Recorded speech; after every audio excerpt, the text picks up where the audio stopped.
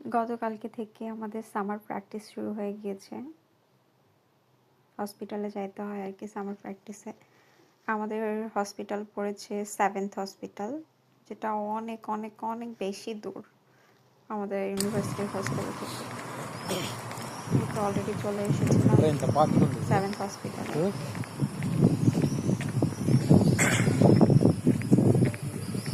First কলামে গিয়েছিলাম, তারা বলেছিল এটাতে না, ব্যাক সাইডে। তারপরে খুঁজে পেয়েছিলাম।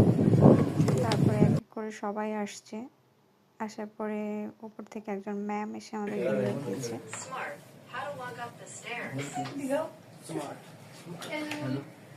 এখানে অ্যাকচুয়ালি আমাদেরকে ফার্স্ট ডেতে লাইফ সেফটি সম্পর্কে সবকিছু বোঝাই দিচ্ছিল, কিভাবে